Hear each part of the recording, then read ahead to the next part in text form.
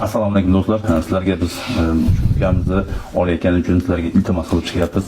Bu ukamiz 3 ta farzandi bor va sotuvga qo'yilgan uyi bor. Uyi hali sotilgani yo'q. Sizlardan shuning uchun yordam so'rayapmiz. Ukamiz yaqinda Toshkentga borish kerak ekan. Inshaalloh Xudo xolsa Alloh shifosini bersin.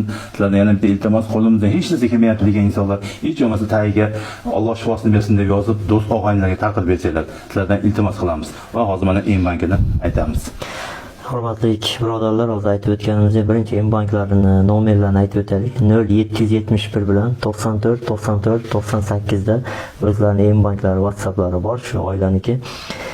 Hech kim bunday holatga tushmasin. Og'riyotganlarga Alloh o'zi shifo bersin.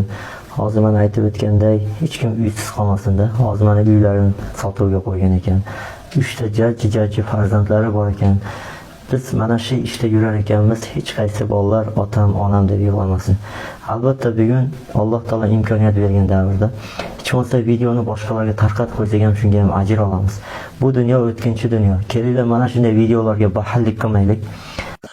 Do'stlar, bu bir kursiga o'zi 5-6 ming dollar ketadi.